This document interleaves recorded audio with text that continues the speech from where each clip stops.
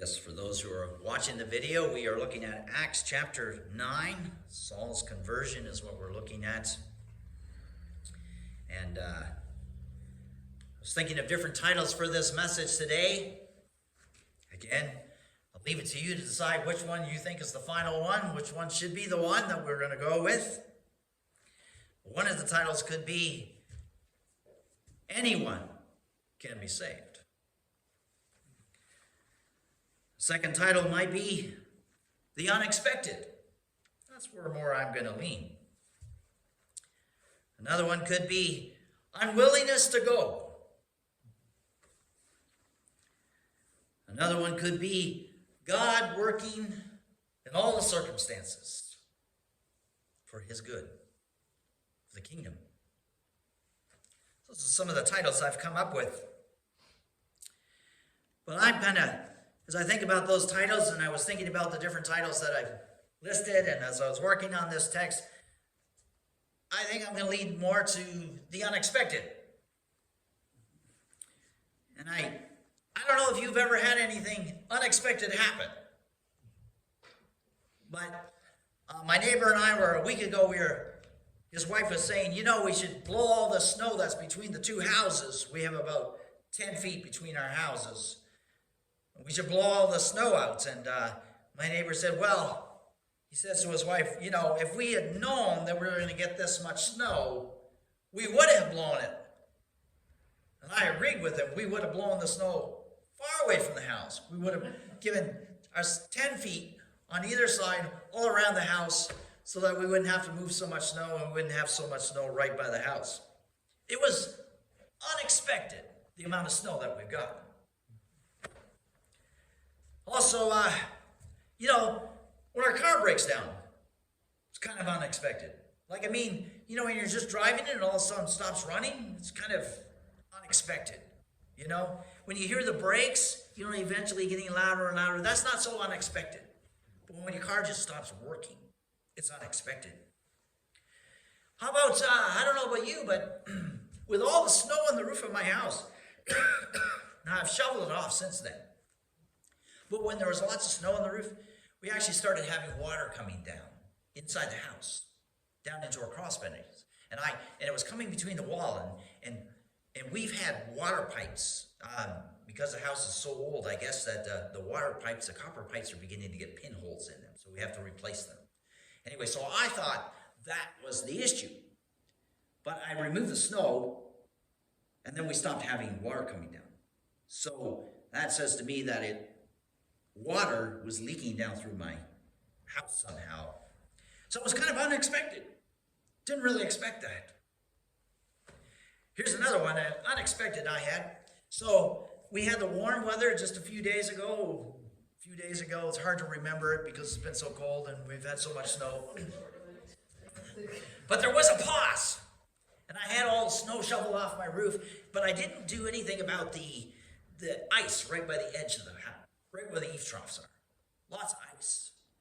So now it was warmer outside. Things are melting, so I went up there with my pick. I just drove it really hard down it. No, I'm kidding. I'm going to drive a hole into my roof. Forget that.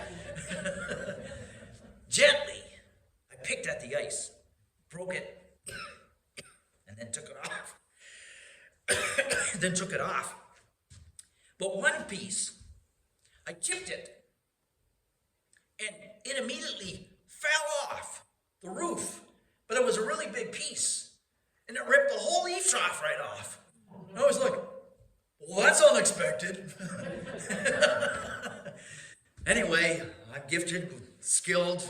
I was able to get it right back on after that. So I had some additional wood sitting in the shed just waiting for that moment to fix it. So I got it fixed, but it was unexpected. The thing is that all of us, as I'm talking about that list, you could probably think of other things that are unexpected. And I think there's probably a number of things in this text today that are unexpected. Unexpected. And the first thing that maybe, I don't know if this is unexpected or not, but maybe it's just something that we need to see, is that there are two things that are happening in the book of Acts, in Jerusalem area. in that part of the world. There are people who are proclaiming the good news of Jesus, like Philip last week, who are led by God's Spirit and just going out there and sharing the faith with just everybody they can share the faith. Wherever the Spirit of God says go, they go and they share the faith with people and people come to Christ. It's amazing. But there's also those who have the faith. They believe. They're part of that 3,000, 5,000 group that's growing and growing and growing. But their lives are at risk.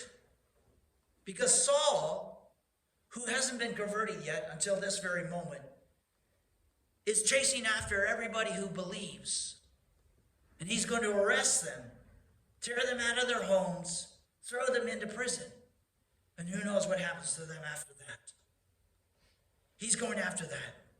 So there's this the text before that, Philip, this beautiful time, Philip sharing the faith with people, the eunuchs coming to faith, and other people are coming to faith, and he ends up at Caesarea, which is really amazing because that's the name of this town and all that fun stuff. But then there's Saul. And Saul, we hear the first part of, where he gets converted, but I think it's necessary for us to know that he was kind of a wicked guy. He was kind of a really wicked guy before his conversion. He wasn't that, the non-Christian who's quiet. No, he's the non-Christian who chases after Christians, gets them arrested, gets them whipped, gets them killed, that kind of thing. He's that kind of wicked person. So he's pretty wicked. He's not the kind of guy that you and I would say, oh, he's going to be a Christian. He's not the kind, Ananias doesn't even want to associate with him. If he hadn't heard God say, go to him, I'm sending you to him, he probably wasn't going to associate with him. And maybe the connecting point is that sometimes you and I meet people who we would never think would become a Christian. We might even give up a hope on them. We're like, nothing's going to save them. Nothing's going to save them. We might just think that way, that nothing will save them. And that's the unexpected thing. One of the unexpected things in this text is we got this man who is so murderous, so wicked, and yet God breaks through. But God breaks through and saves this guy. He saves him. He mightily saves him. It's not a slow little change. It's a mighty change, and it happens immediately. And it happens right away.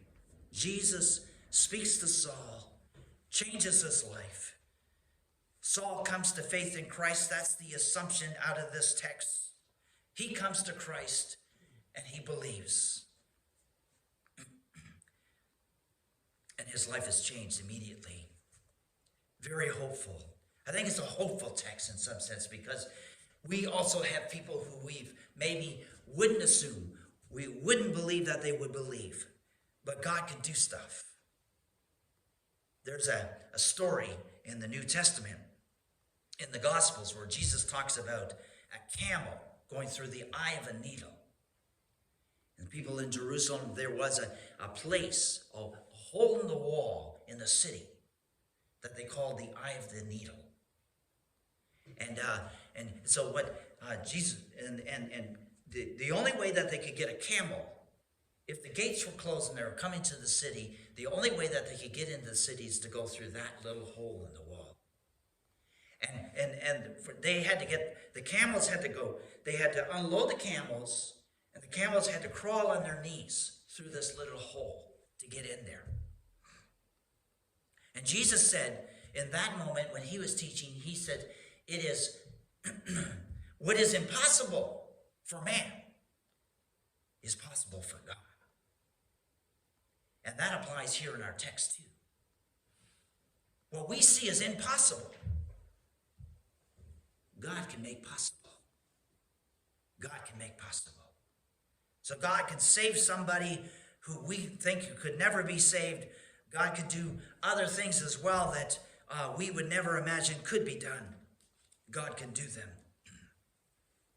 Now there's something in this text that I think is worth noting, is that Jesus says to Saul, Saul, Saul, why are you persecuting me?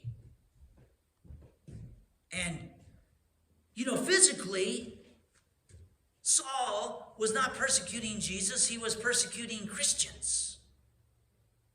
But Jesus associates persecution of Christians as persecuting Jesus. Just something to think about. Something that, I guess, maybe the thing is when persecution happens to you or happens to me, it is not just happening to us, it is also happening to Christ.